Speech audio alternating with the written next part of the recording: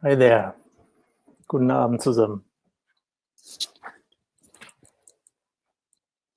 I hope you're doing fine. You had a lovely day, or maybe your day is just beginning. And my name is Michael. Should we have not met before? I run a little company called A2-German, and you will get a little taste of how this works, but it's really just a tiny insight into my work. It's way more complex and even more beautiful. And you see there's a little presentation today about the past tense. Let me quickly change a couple of things. Also, I would like to know whether you already work with A2-German or not. Are you already working with SG? Yeah, and 9. And if you let me know that, that is always very helpful.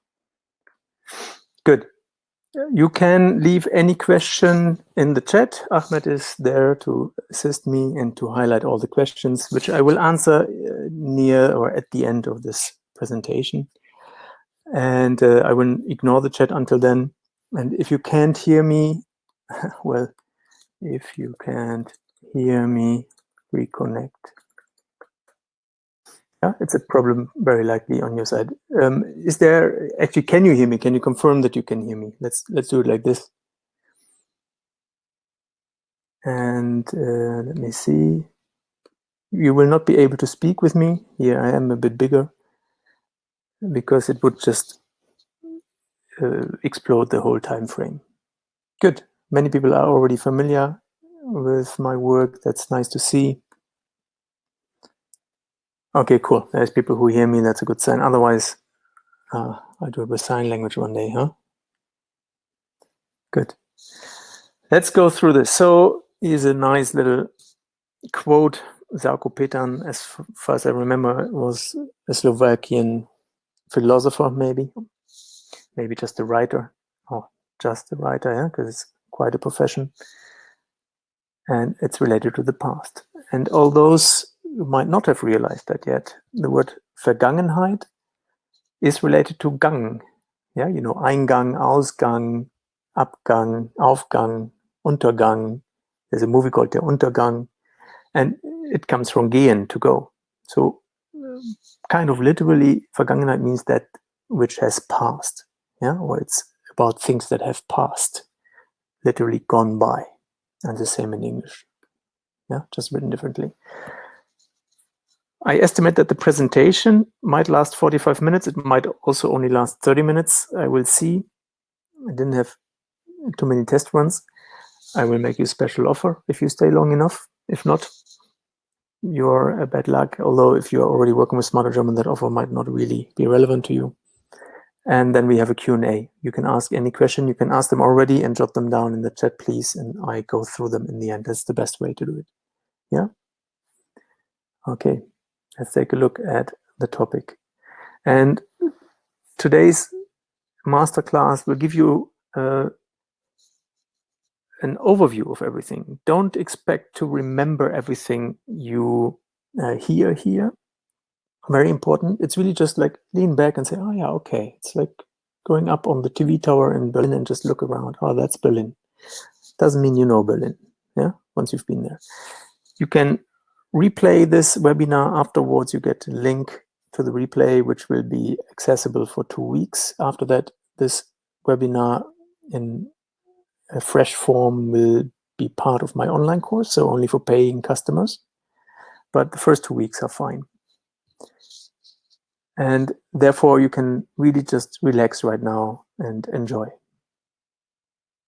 Ahmed, could you take care of Ankita, please, and let her or him know how to deal with this, also privately, good enough. Good, let's finish the poll. And here we go. I actually turn off the chat. I have bad news and good news. The bad news, although it's the same in your language, is that there are several past tenses. And the good news come later. So the first and most important past tense is the perfect past tense.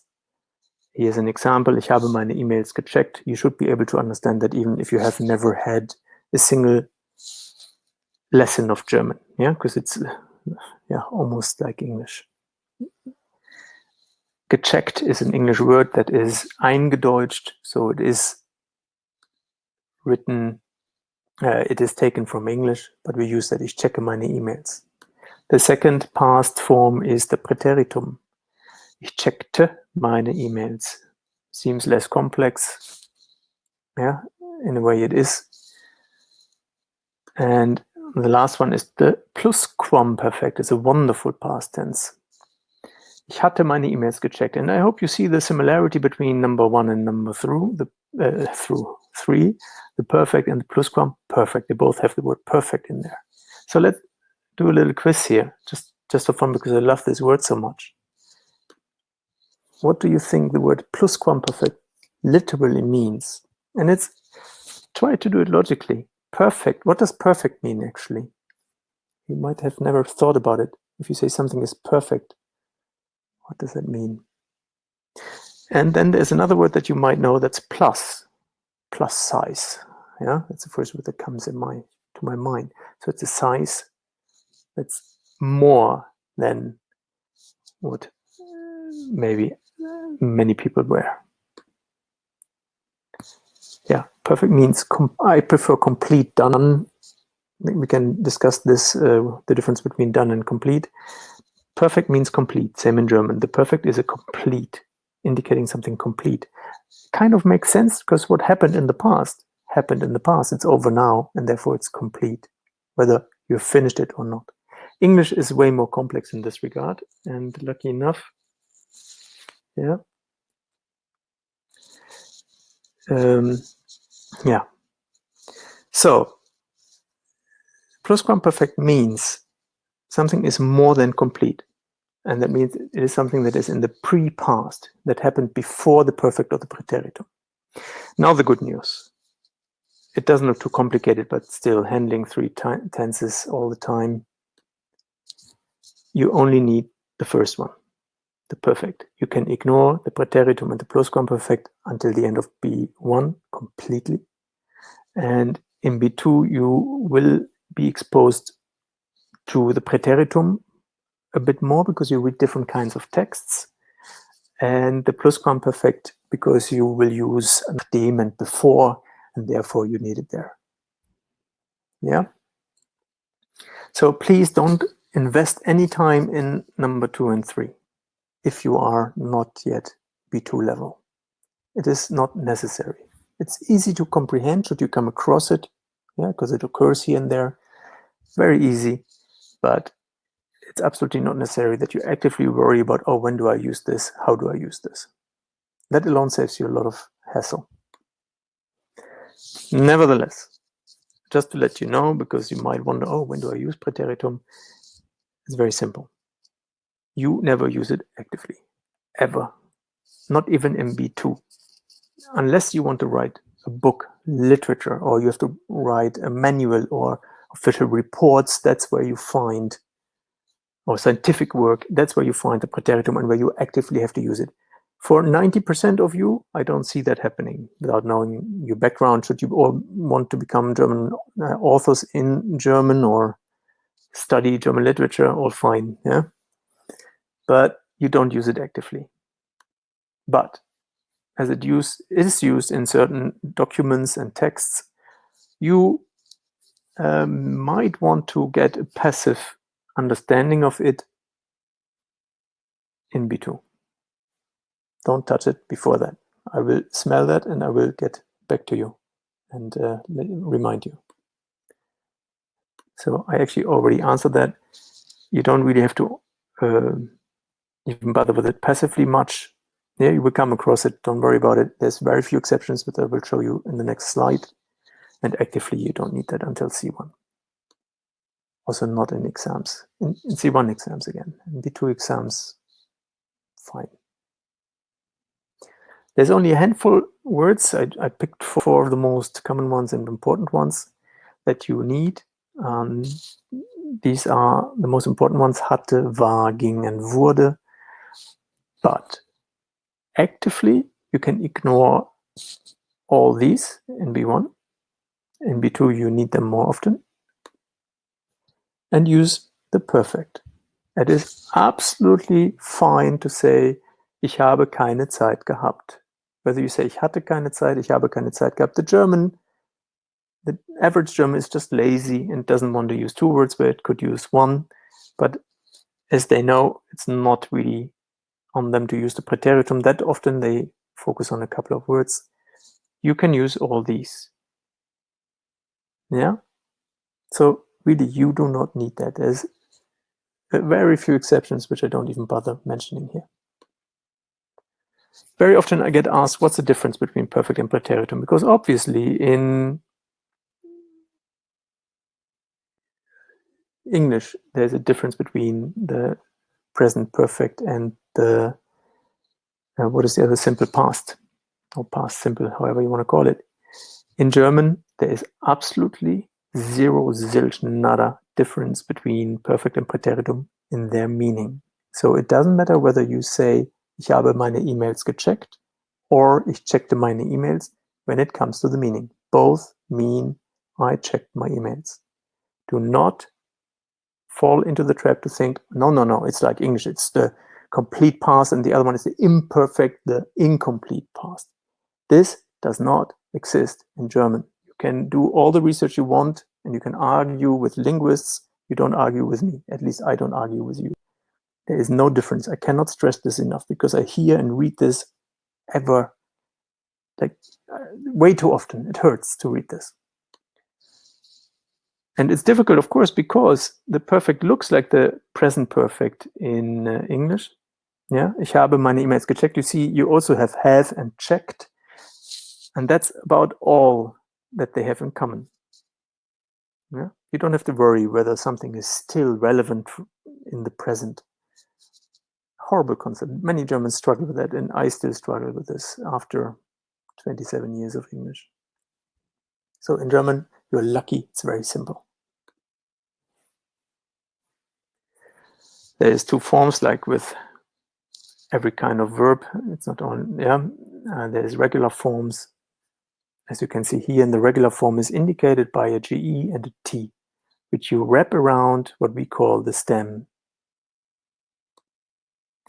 And there is an irregular form, which is very similar. You just put an EN at the end. There's also a bit more that changes in the irregular form. Otherwise, it wouldn't be much of an irregular form, but just to give you a rough outline.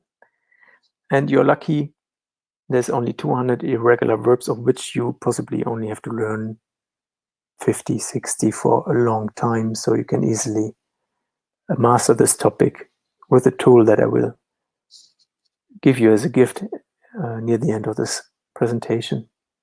And English also has only 200 irregular verbs. If you want to learn a language that's extremely regular, learn Turkish. I think there was only one irregular verb, and I don't even remember it, but it was just mind-blowing. Beautifully regular language. The word at the end, it's usually at the very end, is called the participle in English, past participle. You use this also later for the passive voice, which at this point you don't have to worry about, at least not today. So it is an important word to look at. And we'll take a look at that now. The regular form is pretty simple. As I said, you put a GE and a T, and actually, like in English, you say, I checked. You can even hear the T, even though you write ED. So it's easy to remember. I checked my emails. Checked is a very regular verb in English. So that's the regular form. Just wrap it around the stem. The stem you get by cutting off the EN from the word you find in the dictionary. Then there is a couple of different irregularities. You saw lesen before. So lesen doesn't change much. All you do with lesen is you put an EN at the end. So, or basically, you take the infinitive and put a GE in front of it. So simple. The problem is not all irregular verbs work like that. But if you remember it's irregular but don't remember the form, that's a good guess. Why not? So I call this slightly irregular. Then there is more irregular verbs. Sprechen, to speak. And as you can see here, there's a change. The I in sprechen turns into O in gesprochen. The ending is still the same, en. All irregular verbs a handful of exceptions again, and in en. And that's if you see them in a text and you see there's a GE word that ends in en, beautiful. And then there's, of course, always those that are a little bit more crazy, like nehmen. You can ignore the little t here. And let me actually make my face a bit smaller. You don't need to see me that much. So nehmen, you see it turns the E into an O, and the H of nehmen just vanishes. It doubles the M. So it's a little bit of, yeah, why, what? And it's difficult to recognize the stem from that. There's only a few of those. And then there is those that are just absolutely crazy. Bringen, gebracht. If you take a look at brach, how would you ever get to the original stem? Bring, I don't know.